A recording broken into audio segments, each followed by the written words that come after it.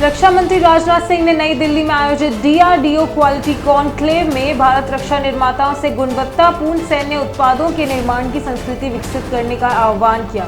उन्होंने इसे अंतर्राष्ट्रीय बाजार में प्रतिस्पर्धा के लिए आवश्यक बताया और कहा कि गुणवत्ता से ही वैश्विक मांग उत्पन्न होती है, जिससे भारत को वैश्विक रक्षा निर्माण केंद्र बनाने में मदद मिलेगी।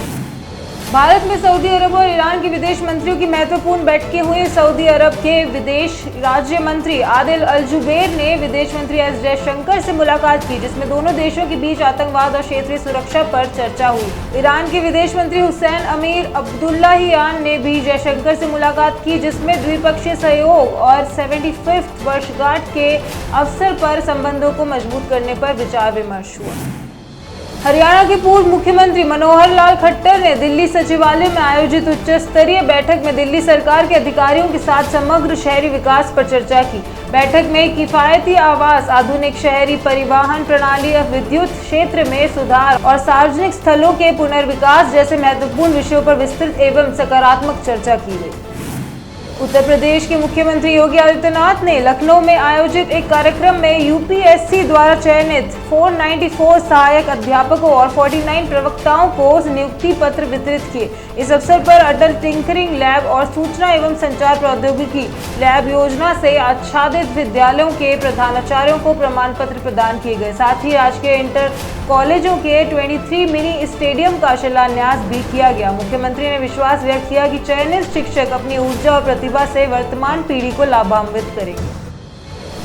कांग्रेस अध्यक्ष मल्लिकार्जुन खड़गे ने सर्वदलीय बैठक में प्रधानमंत्री नरेंद्र मोदी की अनुपस्थिति पर खेद व्यक्त किया। उन्होंने कहा कि प्रधानमंत्री को बैठक में आकर आतंकवाद के खिलाफ भारत की कार्रवाई और सैनिकों की बहादुरी के बारे में बताना चाहिए था। खड़गे ने विपक्षी दलों की एकजुटता को रेखांकित करते हुए कहा कि सभी दल सरकार के साथ हैं और सेना के साथ खड़े हैं। उन्होंने नागरिकों की सुरक्षा और कश्मीर में शहीद हुए जवानों के परिवारों की देखभाल की आवश्यकता पर भी बल दिया। कृषि मंत्री शिवराज सिंह चौहान ने किसानों की भलाई के लिए संवाद से समाधान पहल की शुरुआत की है। इसके तहत वे प्रत्येक मंगलवार को किसानों और उनके संगठनों से मिलकर उनकी समस्याओं का समाधान करेंगे। इस पहल का उद्देश्य कृषि क्षेत्र से जुड़ी समस्याओं का त्वरित समाधान और किसानों की आय में वृद्धि करना है।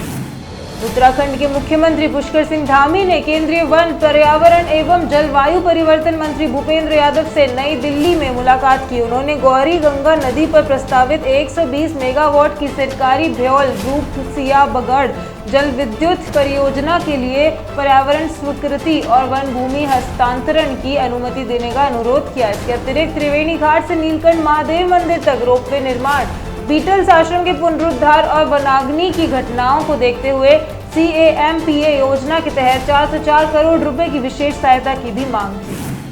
लोकसभा सदस्य CP जोशी ने वाना वल्लभगढ़ में मालेश्वर महादेव मठ में श्री 1008 परम पूज्य गुरुदेव श्री अवधेश चैतन्य ब्रह्मचारी जी महाराज के दर्शन किए और आशीर्वाद प्राप्त किया। इसके बाद वे बरोडिया में आयोजित नवकुंडात्मक हवनात्मक महारुद्र यज्ञ कार्यक्रम में सम्मिलित हुए। इस अवसर पर उन्होंने क्षेत्रवासियों के साथ धार्मिक अनुष्ठानों में भाग लिया और सामाजिक सौहार्द को बढ़ावा देने की बात की। उत्तरकाशी के गंगनानी क्षेत्र में कल सुबह एक हेलीकॉप्टर दुर्घटनाग्रस्त हो गया, जिसमें 6 यात्रियों की मौत हो गई और एक घायल हो गया। हेलीकॉप्टर एरोट्रांस कंपनी का था, जो देहरादून से खरसाली के लिए उड़ान भर रहा था। इस हादसे के बाद केदारनाथ हेली सेवा को रोक दिया गया है। पुरी लोकसभा क्षेत्र के सांसद संबित पात्रा ने रायपाड़ा पंचायत के मां ब्रह्माणी देवी में आयोजित प्राण प्रतिष्ठा कार्यक्रम में भाग लिया। उन्होंने ट्वीट कर क्षेत्रवासियों के मंगल जीवन की कामना की और मां ब्रह्माणी देवी से आशीर्वाद प्राप्त किया। यह धार्मिक आयोजन क्षेत्रीय एकता और सांस्कृतिक धरोहर को प्रोत्साहित करने की दिशा में महत्वपूर्ण कदम है। IMD ने 9 से 11 मई तक उत्तर पश्चिम भारत में बारिश, आंधी, तूफान और ओलावृष्टि की चेतावनी जारी की है। पश्चिम मध्य प्रदेश, उत्तर पश्चिम मध्य प्रदेश, उत्तर पूर्व असम, दक्षिण पूर्व बंगाल की खाड़ी में चक्रीय परिसंचरण सक्रिय है, जो इन मौसमी घटनाओं का कारण बनेंगे। इसके अलावा राजस्थान से लेकर झारखंड और तेलंगाना से लेकर मन्नार की खाड़ी तक ट्रफ रेखाएं बनी हुई हैं, जो मौसम में बदलाव का कारण बन सकती हैं। 9 मई से पश्चिमी हिमालय क्षेत्र में एक नया पश्चिमी विक्षोभ भी सक्रिय होगा, जिससे बारिश और बर्फबारी की संभावना है।